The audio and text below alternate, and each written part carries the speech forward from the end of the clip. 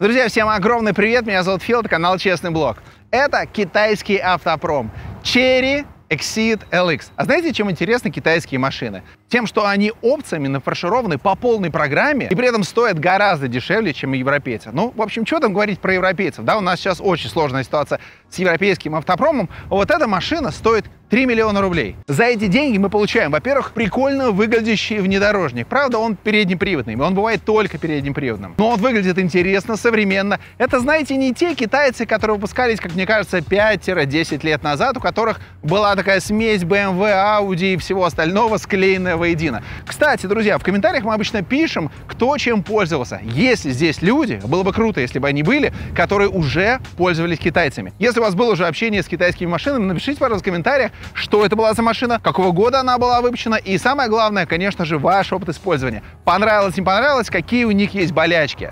Напишите, вот давайте главные болячки китайских машин. Это было бы очень интересно, особенно для тех людей, которые будут смотреть это видео и залезут в комментарии, чтобы посмотреть, в чем же трудность у китайских машин. Потому что здесь за 3 миллиона рублей мы получаем машину, нафаршированную по полной программе опциями, которые бы стоили очень-очень дорого в каком-нибудь европейце. Здесь у нас и здоровенная панорамная крыша. Здесь у нас огромный дисплей, точнее, можно сказать так, два дисплея. Один с приборной панелью, второй мультимедийный. 12,3 диагональ. Здесь у нас камеры 360 по кругу, то есть ты можешь всегда посмотреть, где кто находится. Если сложная ситуация, запарковаться или выехать, ты видишь, ты все контролируешь. Считай, что у тебя нету никаких мертвых зон. Ну и, конечно же, здесь есть предупреждение о том, что в мертвой зоне кто-то находится. Багажник сзади автоматически открывается, когда ты к нему подходишь. Мало того, машина заводится с ключа, можно просто идти, нажать кнопочку, и машина заведется. Правда, не получится так ее заглушить,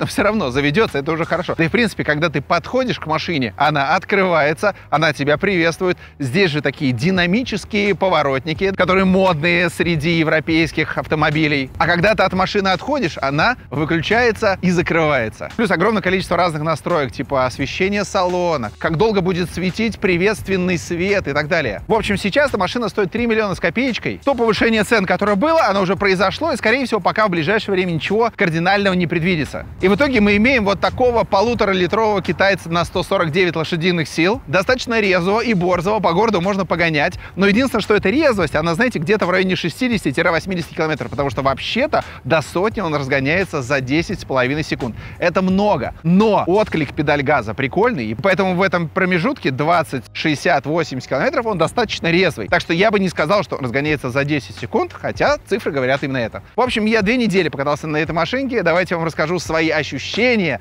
Меня зовут Фил, канал Честный Блог. Погнали!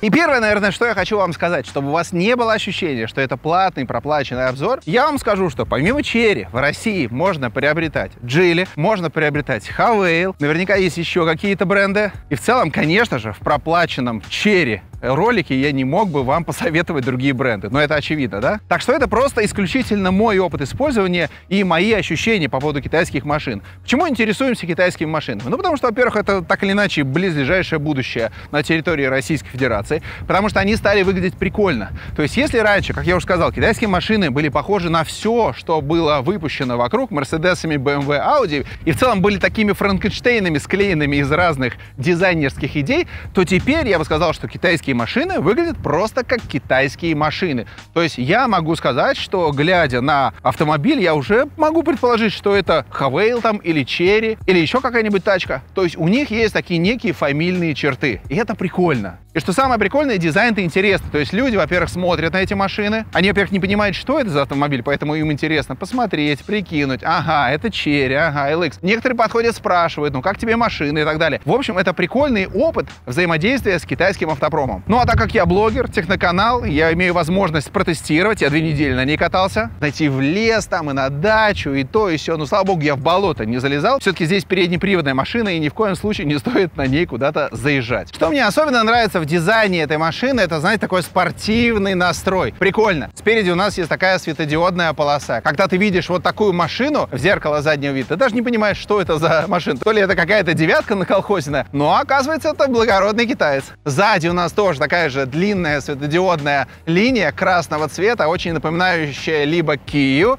либо Porsche. Ну, конечно же, Porsche. Да, в принципе, у всех Exeed'ов это такая фамильная черта. Вот здесь вот у нас по центру камера, камеры по бокам, сбоку, сзади, везде 360 градусов. Причем, когда ты сидишь за рулем, ты можешь все это дело покрутить, повертеть, посмотреть. Это прикольно. И, в принципе, машина выглядит, ну, бодренько. Здесь светодиодные фары, которые светят неплохо, и вот эти динамические поворотники. Китайцы в тренде. Они знают, что все европейцы сейчас делают эти динамические поворотники. Я когда первый раз увидел, помню их, по-моему, это была Audi, хотя могу ошибаться. Напишите, пожалуйста, в комментариях, какая компания была первая, какая была, может быть, первая машина, которая выпустила вот эти динамические поворотники. Я посмотрел, подумал, ни хрена себе прогресс дошел. Научились делать поворотнички, чтобы они бегали. Прямо как гирлянда. Вот какие красавцы. Ведь это вменяли как опцию, как крутой поворотник динамический. По факту, ну, просто один из вариантов. Но в тренде. Китайцы тоже в тренде. Это хорошо. Знаете, еще один момент, который прикольный. Китайская машина, когда она к тебе приходит в минимальной комплектации, она уже в богатой комплектации. То есть там уже есть экран на 12,3 дюйм. Там уже есть парктроники и все остальное. Там уже сиденья кожаные, там из кожзаменитель и так далее. У европейцев, конечно, все совершенно по-другому. Тряпка, маленький мотор, не знаю, там ручная коробка передач и так далее. Это, знаете, не к тому, что я как-то выпячиваю вот китайцев. Нет, ну просто прикольно, что даже в бедной комплектации китайский автомобиль сам по себе богатый. И вот задняя крышка багажника. Ты подходишь к ней, она тебе поморгала, ты отошел, она открывается, положил, все нормально. Не очень, кстати, здесь большой багажник, размер 411 литров. Ну а если разложить задние сиденья, там уже за 1000. Ну а багажник на самом деле маленький, мой хоккейный баул еле сюда влезал. Когда поедете колеса менять, точно будет проблематично все их затолкать. Хотя на самом деле здесь не такие широкие колеса, но при этом они 19-дюймовые. Кстати, взял я эту машинку у официального дилера Elan Motors. Им большое спасибо. Я внизу оставлю ссылочку, переходите, посмотрите. Ну и будет желание, обязательно записывайтесь на тест-драйв. Это интересно. Тем более, что перспективно. Момент, который немножко обламывает при открытии заднего багажника, это то, что когда вы будете его открывать вручную, это находится вот здесь очень-очень глубоко. И если у девушки есть ногти, а у всех девушек, конечно же, есть ногти, то это крайне неудобно делать, и можно даже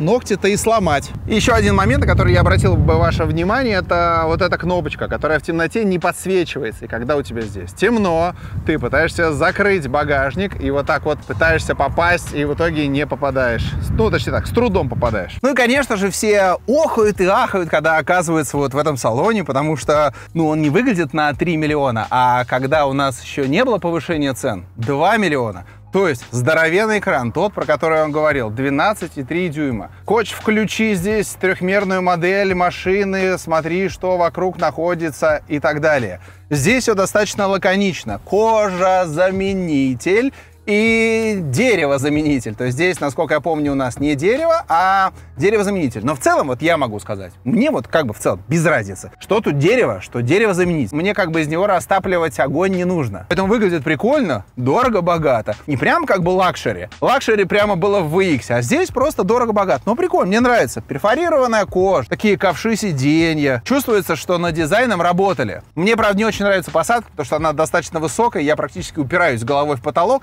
Но я 1,92 м. Таких людей в целом-то не так и много. Есть прикольные моменты, и есть и не очень. Что из прикольного? Прикольно вот эти две шайбочки. Они отвечают за климат-контроль мой и пассажира. Здесь можно выбирать, куда идут потоки воздуха, включать кондиционеры и так далее. Здесь же можно включать подогрев сидений, но это все лакированное и глянцевое. Соответственно, глянцевость, что с ней случится? Она, конечно, в какой-то момент перестанет быть глянцевой и будет вся в каких-то мелких царапинках и так далее. Это плохо, и самое главное, что это произойдет достаточно быстро. В целом можно все это дело как-то заламинировать, заклеить и так далее. Следующий момент. Не очень удобный подстаканник. Он как бы маленький. А вот эта зона, она если под телефон, то телефон сюда не влезает. Китайский телефон, китайский автомобиль не влезает. Это как бы стандартный. Redmi Note 11 Pro, 6,7 дюймов, ну как у всех, не влезает. Здесь, конечно, есть вот такая штучка. Ее можно сюда поставить. Но выглядит тоже немножко колхозно. Здесь у нас есть беспроводная зарядка. Но знаете, где она находится? Вот тут вот. Вот так вот внизу она находится. Беспроводная зарядка. Крайне странно и крайне неудобно. Еще мне не очень нравится, что подлокотник вот так вот двигается. Соответственно, когда вот здесь кофе, ты такой раз тормознул, у тебя подлокотник съехал, кофе раз весь вылился. Ну, как бы странно. Зато подлокотник открывается, и здесь есть еще одна зона, куда можно тоже поставить емкость. Но самое, конечно же, грустное во всей этой истории, это вот этот рычажок переключения передач. Кто его придумал? А кто его утвердил? Ну ладно, утвердило начальство, понятно. Но кто его придумал? Кто предложил вот это? Нет, чтобы как в Audi, такой здоровенный здоровенный рычаг коробки передач, ты как король едешь. Не такая маленькая фитюлечка.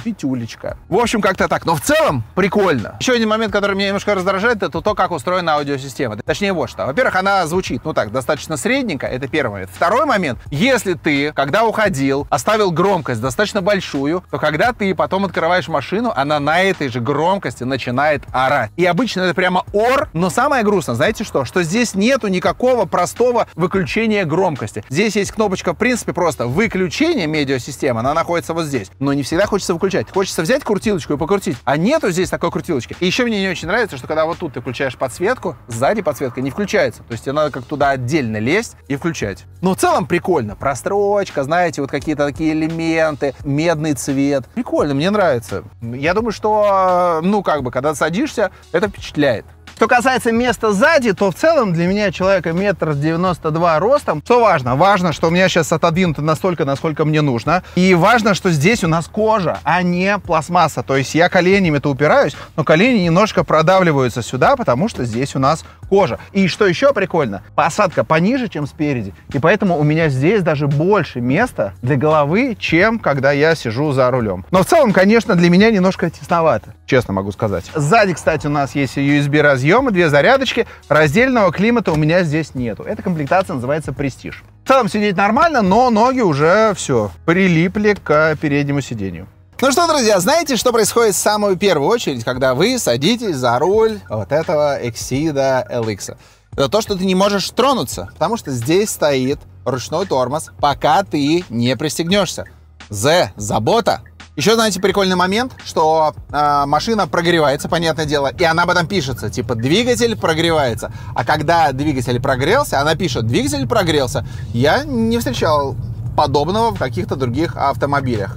Понятное дело, что ты можешь, в принципе, двигаться раньше того, как двигатель согрелся. Кстати, я помню, в BMW была прямо в инструкции написано, что не надо ждать, пока машина прогреется, надо сразу двигаться вперед. Я думаю, что вы, кстати, смотрите сейчас, наверняка тоже знаете что-нибудь на эту тему. Можно ли двигаться сразу или нужно немножко прогревать машину? Короче, ты садишься, в целом прикольно, но есть несколько очень важных моментов. Первое. Я высокий парень, 1,92 м, и я крыши-то практически касаюсь. Это несмотря на то, что я максимально опустил сиденье. То есть для тех людей, кто может быть не очень высокого роста, для тех, кому нравится сидеть высоко и далеко глядеть, это подходит схема. Мне эта схема не очень подходит. Мне некомфортно. Я прям чувствую, что у меня недалеко здесь потолок. Мало того, у меня прямо перед глазами зеркало заднего вида. И все как-то вот так вот немножечко, вот как-то все вместе. Я бы сказал, что даже это вопрос не того, что это небольшой автомобиль. Потому что, например, если я там катался, например, на тройке BMW, да, там, на купешке или еще что-то, у меня все равно нет ощущения, что вот так вот. А здесь прямо зеркало у меня перед глазами, и оно мне, честно говоря, немножко, ну, мешает. Помимо того, что оно мне помогает. Вот этот момент обязательно нужно прочекать, и когда вы пойдете на тест-драйв, например, обязательно присядьте, посмотрите, как оно, чего да как. При том, что, конечно, у нас есть электрорегулировка сиденья, туда-назад, вверх-вниз. А вот, например, руль электрически регулировать не получится, так же, как в старшем VX. Это только механическое. Кто-то говорит, что руль большой, не знаю, мне как бы нормально. Мне вообще, в принципе, тут все нормально. То есть и мультимедиа легко достаешь, здесь все видно. Я всегда боялся, что блики будут и ничего не будет видно на этих экранчиках. Да нет, в целом все хорошо. Никаких особенно проблем ты не испытываешь. Мне, знаете, чем нравится Exceed? Тем, что здесь большое количество помощников, с которыми я не встречался раньше. Ну, например, когда ты поворачиваешь, у тебя, конечно же, есть система мониторинга слепых зон. И на зеркале заднего вида, справа или слева, появляется информация о том, что у нас там где-то машина. И помимо того, что есть вот этот значок загорается, так еще есть и звуковой сигнал. То есть, если ты включишь поворотник, машина понимает, что ты хочешь повернуть, а в слепой зоне кто-то находится, она начнет издавать звук. Это первое. Второе, на экране прямо по центру тоже появляется графика, типа, чувак, поворачивать не надо, будь осторожен. Это очень прикольно. Также прикольно, когда ты включаешь, в принципе, поворотник, у тебя включается камера, а у нас ведь здесь 360, да, и ты видишь, куда поворачиваешь. Это тоже прикольная вещь. Еще прикольно, что можно выставить скорость, грубо говоря, допустимую. Когда ты ее начинаешь превышать, тоже появляется сигнал, что типа, чувак, ты там едешь свыше 80 или 90.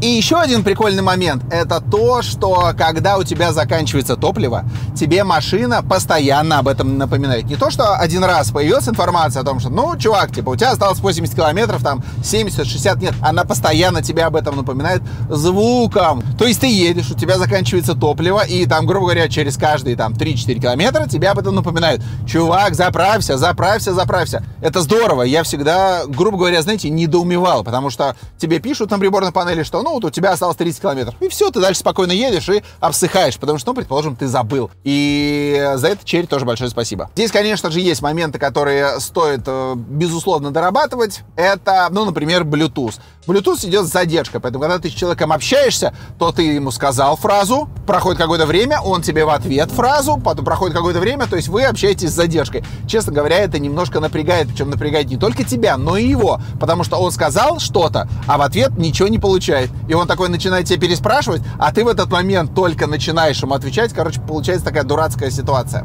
Мне нравится, что компания Chery вот сюда не вставляет какой-нибудь планшет, хотя наверняка они к этому придут, и у тебя все-таки есть механические кнопки. Ты можешь без проблем поменять температуру в салоне, это удобно. И что прикольно, у нас здесь есть два колесика, которые ты можешь крутить для того, чтобы регулировать температуру у пассажира и у водителя.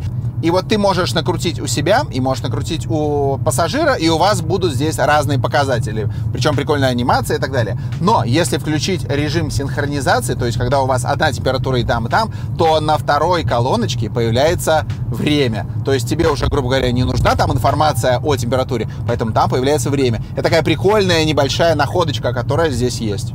Прикольно то, что здесь есть большое количество настроек. То есть хочется, например, себе сделать погромче звук поворотников. Зашел, сделал. Хочешь сделать поярче подсветку, зашел, сделал. Хочешь сделать поярче подсветку, которая у нас идет по кругу внутри автомобиля, сделал. Большое количество персонализации, в которой можно покопаться и подстроить автомобиль, ну, грубо говоря, так, как тебе хочется. Это прикольно. По тому, как машина едет, управляется, наверное, у меня вопросов особенно никаких нет. У нас есть два режима. Это экономичный и спортивный.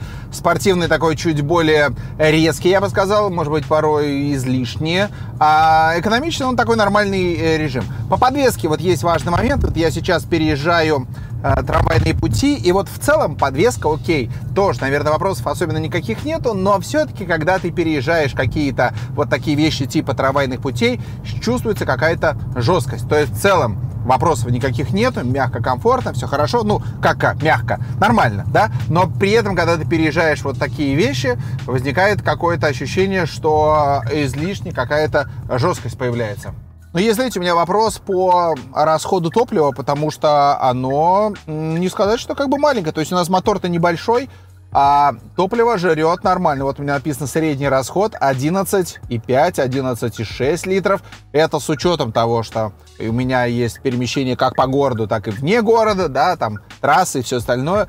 10-11 литров вообще без проблем. Я бы даже так сказал, когда ты едешь, например, по трассе со скоростью 120-130 км в час, тут же она пишет мгновенный расход. Она пишет в районе 9-10 литров на сотню. Многовато. Я не рассчитывал, что такой небольшой мотор будет есть в целом так много бензина. И мне кажется, что было бы правильно, если бы расход был в районе 8-9 литров на сотню, в принципе, в смешанном цикле. И, наверное, этого хотелось бы получить от свежих моторов, от эксидовских, но пока этого нету. К слову сказать, на трассе тоже ты себя чувствуешь достаточно уверенно, однако, когда ты, конечно же, уже имеешь скорость 120-130 км в час, ускоряться уже достаточно сложно. То есть основное ускорение происходит где-то вот с самого начала. У нас все-таки высокооборотистый мотор, поэтому вот этот период типа 20-60 км в час здесь происходит самая лучшая отдача. Интересный момент по поводу шумоизоляции. Тут, значит, смотрите, какая прикольная штука. Во-первых, я, конечно же, смотрел, что говорят другие ребята, и многие говорят, что машина комфортная, и с шумкой все в порядке. И я бы тоже так сказал до того момента, как я выехал на трассу и поехал со скоростью 110. Все, после 100 км в час сзади как будто бы тебе прикрепляют какой-то реактивный двигатель, и он начинает гудеть. То есть ты очень отчетливо сзади слышишь, как доносится прямо много шума. Шум, причем идет, знаете, откуда? От колес. Потому что вот какую штуку я заметил. У нас на скоростном диаметре меняют полотно. И вот когда ты едешь по новому асфальту, знаете, он такой тихий. Ты прям едешь тихо, хорошо. Выезжаешь на асфальт там прошлых лет, начинается вот так. То есть реально очень громко. Ты, когда едешь со скоростью 120, у тебя там включен какой-то ютубчик, тебе надо делать громче, это некомфортно, а потом ты останавливаешься и понимаешь, насколько громко у тебя работал ютубчик. Поэтому шумная, машина шумная, когда едешь свыше 100 километров в час. Точно могу сказать. Причем шумная настолько, что именно некомфортно. Зато, знаете, если сзади дети едут, ты их не слышишь, они там орут, и там в шуме этом пропадают. Ну и что касается самой музыки, она, знаете, здесь достаточно простенькая. Просто, грубо говоря, звучит и все. На какую-то разборчивость звучания я бы не рассчитывал. Очень прикольно, конечно же, здесь у нас такая здоровенная панорамная крыша, большая. И она как раз-таки, знаете, немножко освобождает вот тут пространство, которого, честно говоря, при моем росте немножко не хватает. Мне нравятся все системы помощников, которые у нас здесь установлены, особенно в плане парковки, потому что здесь у нас 360 градусов камеры, и когда ты подъезжаешь, камеры включаются сами, они понимают, что вокруг находятся машины, и они говорят о том, что окей, давай-ка вместе это все разрулим. Это, знаете, такая приятная забота, потому что в BMW, например, не включаются автоматические парктроники, ты просто едешь и можешь хоть упереться в впереди стоящую машину, никто тебе не сообщит о том, что она близко. А здесь остается где-то полметра, все, автоматически включаются парктроники, появляется графика, 3D-анимация, ты можешь посмотреть, что где находится. Удобно, когда ты не видишь, что находится вокруг. Или на земле, знаете, стоят вот эти мины, чтобы ты не заезжал на там поребрик или еще куда-то. И очень удобно между ними лавировать, именно когда у тебя включены камеры. 360 в этой ситуации очень сильно помогают. В целом, наверное, перемещаться на этой машине мне нравится. Главная претензия все-таки, мне некомфортно сидеть. Высоко, и вот тут мало места, и поэтому я немножко себя тут скованно чувствую, честно говоря.